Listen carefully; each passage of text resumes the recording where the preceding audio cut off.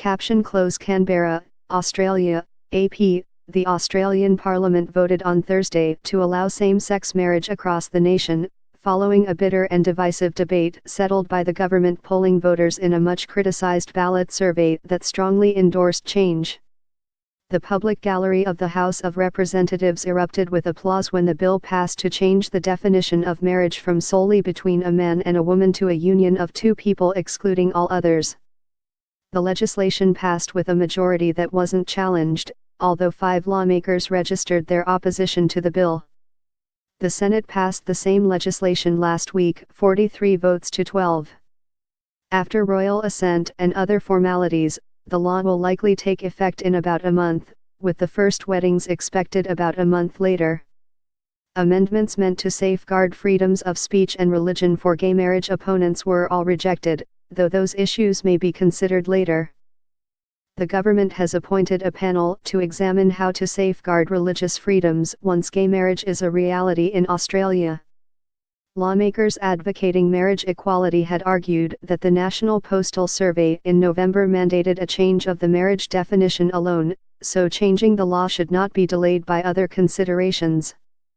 It is now our job as members of Parliament to pass a fair bill that does not extend or create any new discriminations, an emotional government lawmaker Warren Ince, who helped draft the bill, told Parliament.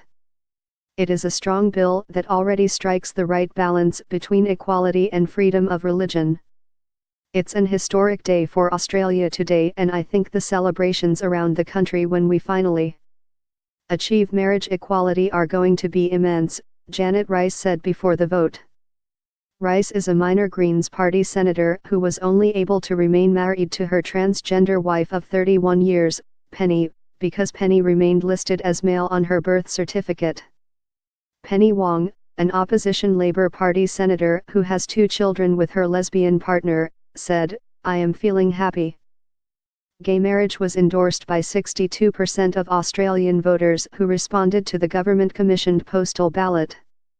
Most gay rights advocates believed the government should have allowed marriages years ago and saw various ideas for a public survey as a delaying tactic. The UN Human Rights Committee had called the ballot survey an unnecessary and divisive public opinion poll.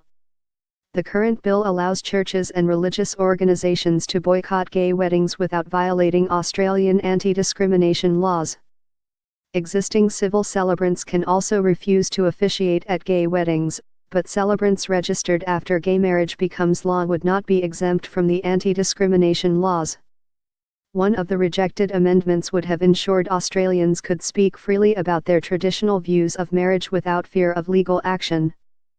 It was proposed by Attorney General George Brandis and supported by Prime Minister Malcolm Turnbull, both gay marriage supporters. Former Prime Minister Tony Abbott, who was a high-profile advocate for traditional marriage, told Parliament that Turnbull and opposition leader Bill Shorten had failed to deliver detailed protections for freedoms of speech, conscience and religion in the bill.